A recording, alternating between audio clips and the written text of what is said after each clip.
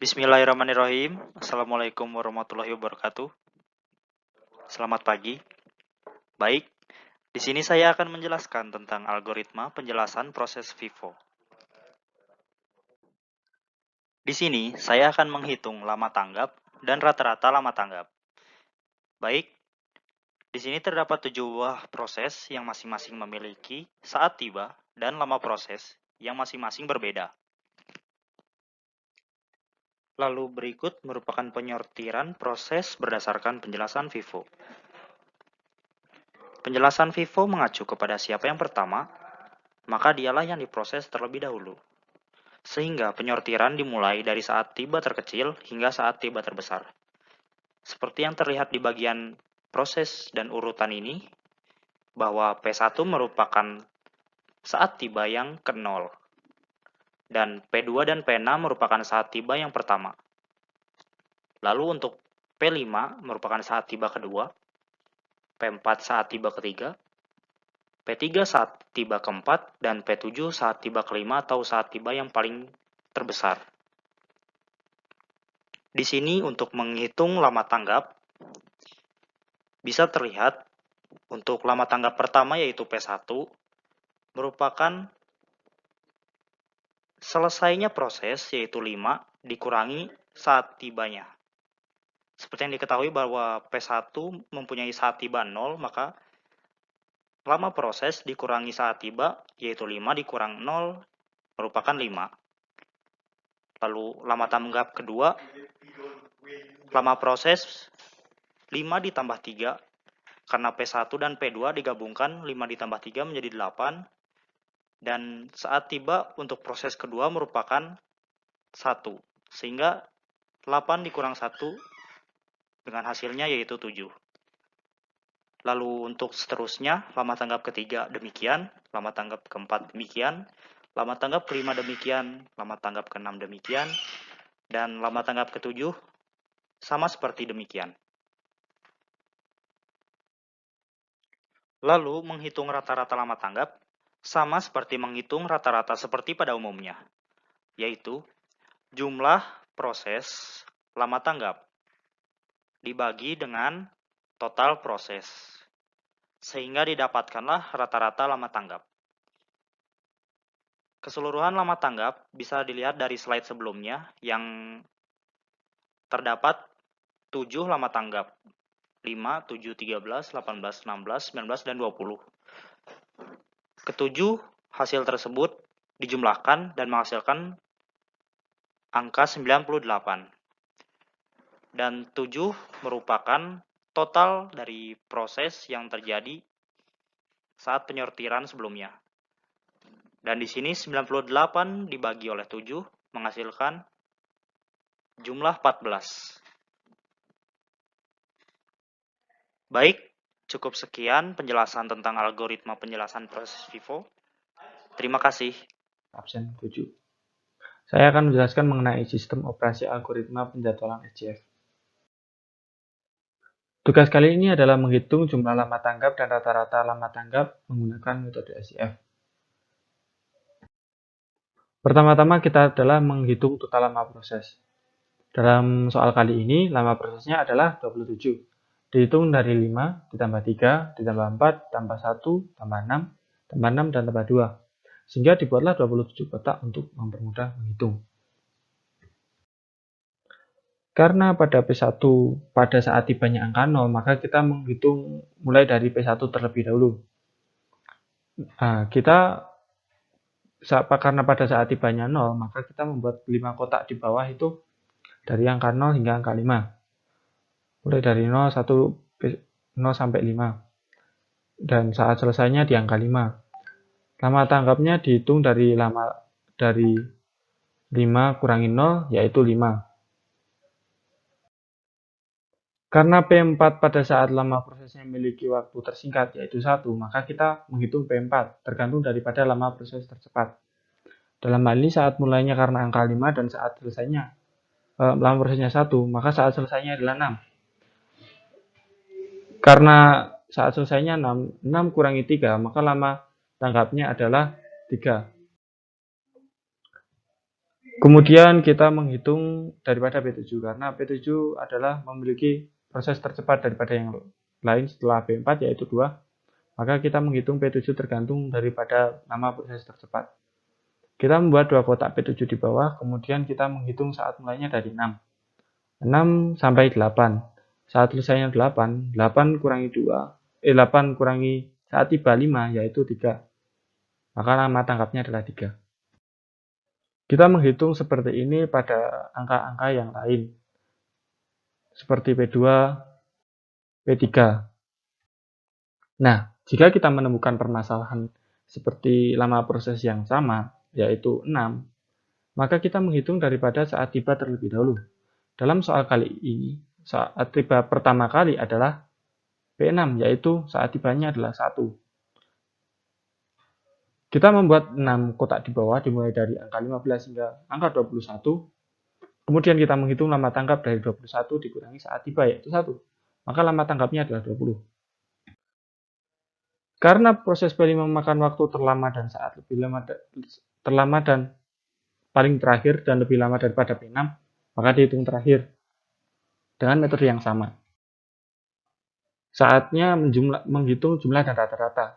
Kita menghitung semua jumlah lama tanggap, 5 ditambah 10, tambah 11, tambah 3, tambah 25, tambah 20, tambah 3. Yaitu berjumlah 77. Kemudian kita bagi 77 dibagi 11, yaitu 7. Ulangi, 77 dikurangi 7 proses, yaitu 11. Sekian penjelasan dari saya. Apabila ada salah kata, saya mohon maaf. Wassalamualaikum warahmatullahi wabarakatuh. Di sini saya akan menjelaskan algoritma penjadwalan RPTD atau rasio penalti tertinggi dipertamakan. Langsung saja pada soal, yang dimana di sini kita akan menghitung jumlah lama tanggap dan rata-rata lama tanggap sesuai dengan proses-proses saat tiba dan nama proses yang ada, yang dimana di sini terdapat 7 proses. Di sini perlu diketahui bahwa prioritas RPTD yaitu prioritas berdasarkan besarnya rasio penalti, yang dimana memiliki rumus yaitu RP sama dengan S ditambah T dibagi T, yang dimana S yaitu waktu sia-sia atau saat selesai dikurangi saat tiba, kemudian T yaitu lama proses. Di sini kita langsung saja menghitung jumlah lama prosesnya dari P1 hingga dengan P7, yang dimana memiliki hasil 27. Kemudian di sini sudah dibuat sebuah kolom agar dapat diisi oleh seluruh proses sesuai dengan jumlah lama prosesnya. Lanjut, di sini P1 memiliki saat tiba 0, yang dimana langsung dapat dijalankan, yaitu saat mulainya 0, kemudian saat selesainya 5 karena memiliki 5 lama proses, kemudian lama tanggapnya yaitu dapat dari saat selesai yaitu 5 dikurangi dengan saat tiba 0. Lanjut, kemudian untuk berikutnya P1 dan P7 dilakukan perhitungan rasio penalti, yang dimana sesuai rumus S ditambah T dibagi T. Kemudian untuk mencari nilai S terdapat bahwa di sini diambil dari saat selesai dari P1 yaitu 5, kemudian dikurangi masing-masing saat tiba proses mulai dari P2 hingga dengan P7. Kemudian diterapkan kepada rumus S per T, S ditambah T diper dengan T, yang dimana dari seluruh proses yang ada terdapat bahwa P4 memiliki rasio penalti terbesar yaitu 3, maka P4 bisa langsung dihitung atau diproses, yang dimana lama prosesnya 1, maka di sini hanya diisi dalam satu kolom, yang dimana saat mulainya 5 dan saat selesainya 6. Kemudian lama tanggap P4 yaitu hasil dari 6 saat selesainya dikurangi dengan 3 saat tibanya sama dengan 3. Lanjut, untuk proses rasio penalti berikutnya, di sini untuk saat selesainya dirubah menjadi 6 karena diambil dari proses sebelumnya yang sudah ada yaitu 6 dari P4. dikurangi dengan saat tiba masing-masing proses yang ada. Kemudian di sini dari hasil rasio penalti yang terbesar yaitu terdapat pada P2 yang memiliki hasil 2,66. Maka P2 bisa langsung dihitung atau diproses, yang dimana memiliki lama proses 3, 1, 2, 3, memiliki saat mulai yaitu 6 dan saat selesai 9. Kemudian lama tanggap dari P2 hasil dari 9 dikurangi 1 sama 8. Kemudian untuk perhitungan rasio penalti berikutnya digunakan saat selesainya itu 9 dari proses P2, terdapat bahwa P7 memiliki rasio penalti tertinggi yaitu 3, maka P7 bisa langsung dihitung. Terdapat bahwa P7 memiliki lama proses 2 sehingga saat mulainya yaitu 9, kemudian saat selesainya 11. Kemudian lama tanggapnya yaitu hasil dari 11 dikurangi dengan 5 sama dengan 6. Kemudian perhitungan rasio penalti berikutnya hanya terdapat 3 proses yaitu P3, P5, dan P6, yang dimana saat selesainya diambil dari proses sebelumnya yaitu P7 memiliki saat selesai 11 dikurangi masing-masing saat tiba, yang dimana dari hasil proses perhitungan rasio penalti terdapat rasio penalti tertinggi yaitu P3 dengan jumlah 2,75. Kemudian langsung saja P3 bisa langsung dihitung, memiliki 4 lama proses 1, 2, 3, 4 dengan saat mulai yaitu 11 dan saat selesai yaitu 15. Kemudian lama tanggapnya hasil dari 15 saat selesai dikurangi dengan saat tiba 4 sama dengan 11. Kemudian rasio penalti berikutnya yaitu P5 dan P6 yang tersisa yang dimana saat selesainya di sini diambil dari proses sebelumnya lagi yaitu P3 dengan saat selesainya 15. Di sini rasio penalti yang terbesar di proses kali ini yaitu pada P6 dengan jumlah 3,33. Maka P6 bisa langsung dihitung, yaitu memiliki lama proses 6 sehingga 1, 2, 3, 4, 5, 6 dengan saat mulai 15 dan saat selesai 21.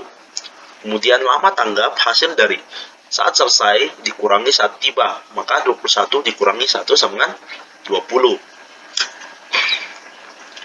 Karena proses P1, P2, P3, P4, P5, P2, P3, P5, P6, dan P7 telah diproses sehingga P5 bisa langsung diolah atau diproses, yang dimana P5 dimulai dari 21 yang memiliki lama proses 6 diakhiri dengan saat selesai 27. Kemudian lama tanggap yaitu 27 dikurangi 2 sama dengan 25. Jumlah lama tanggap dan rata-rata lama tanggap bisa langsung dihitung karena lama tanggap dari keseluruhan P1 sampai dengan P7 telah didapat, yang dimana 5 ditambah dengan 8 ditambah dengan 11 ditambah dengan 3 ditambah 25 ditambah 20 dan ditambah 6 memiliki jumlah 78 Kemudian memiliki nilai rata-rata yaitu 78 dibagi dengan banyak proses yaitu 7, maka 78 dibagi dengan 7 sama dengan 11,14. Maka telah didapatkanlah jumlah lama tanggap dan rata-rata lama tanggap dari hasil algoritma penjadwalan RPTD, yaitu 78 dan 11,14. Sekian, terima kasih. Izin memperkenalkan diri, Arda Sandorinale, kelas G5, nomor absen 3. Di sini saya akan menjelaskan tentang algoritma penjadwalan PTDP. Tugas kali ini untuk menghitung jumlah lama tanggap rata-rata lama tanggap menggunakan metode PTDP. Langkah pertama adalah jumlahkan semua lama proses untuk mengetahui lama proses. 5 tambah 3 tambah 4 tambah 1 tambah 6 tambah 6 tambah 2 sama dengan 27. Kemudian kita membuat kolom yang berjumlah 27 sesuai dengan hasil lama proses. Proses mulai berjalan. Proses berjalan dengan melihat saat tiba terkecil. Proses yang berjalan pertama adalah proses P1, karena tiba terlebih dahulu. Proses P1 dimulai dari 0 dengan lama proses 5. Pada saat proses 1 berjalan, perhatikan saat tiba dan lama proses lainnya. Pada proses P1 memiliki lama proses 5 milisekund, dan proses P1 baru berjalan sampai 1. Jadi proses 1 memiliki sisa lama proses yaitu 4. Proses P1 diketahui saat mulai adalah 0. Proses P2 memiliki saat tiba 1 dan lama proses 3 milisekund, tetapi juga P6 memiliki saat tiba yang sama dengan proses P2, yaitu 1. Tetapi lama proses 6, maka yang berjalan duluan adalah proses P2 karena memiliki lama proses yang lebih kecil. P2 dilanjutkan ke 3 karena di detik kedua P5 memiliki lama proses yang lebih besar daripada proses P2. P2 berjalan sampai 3. Jadi proses P2 memiliki sisa lama proses yaitu 1. Proses kedua diketahui saat mulai adalah 1. Selanjutnya pada proses P4 memiliki lama proses lebih kecil daripada proses P2. Maka proses P4 berjalan duluan. Kemudian pada proses P4 memiliki saat tiba 3 dan lama proses 1 milisekund dan proses 4 selesai. Kemudian dilihat dari saat tiba berikutnya yaitu proses P3 memiliki saat tiba 4 karena lama proses P7 lama prosesnya lebih kecil daripada proses P3. Maka proses P3 berjalan sampai 5. Jadi proses P3 memiliki sisa lama proses yaitu 3. Kemudian saat tiba berikutnya adalah proses P7. Karena lama prosesnya hanya 2, jadi bisa diselesaikan. Maka proses P7 berjalan dari 5 sampai ke 7. Pada proses P7 selesai. Kemudian proses kembali berjalan dengan dilihat dari sisa proses terkecil, di mana dimulai dari proses P2 dengan hanya memiliki sisa satu proses, jadi berjalan sampai 8 dan proses P2 selesai. Setelah proses P2, yang memiliki proses lebih kecil adalah proses P3, yaitu 3. Proses P3 berjalan sampai 11 dan proses 3 selesai. Kemudian dilanjutkan dengan proses P1 dengan sisa proses 4. Proses P1 berjalan sampai 15 dan proses P1 selesai. Kemudian pada proses P5 dan P6 memiliki sisa proses yang sama. Tetapi pada proses P6 tiba terlebih dahulu daripada proses P5. Maka proses P6 berjalan duluan sampai 21 dan proses P6 selesai. Proses P5 sisa proses 5, lalu melanjutkan dari titik 21 sampai 27 dan proses P5 selesai. Untuk lama tanggapnya saat selesai dikurangi dengan saat mulai. Kemudian dijumlahkan dan dibagikan dengan 7 proses yang ada untuk mendapatkan rata-rata. Maka mendapatkan rata-rata 6,28. Sekian penjelasan algoritma dari kelompok kami. Terima kasih atas perhatiannya.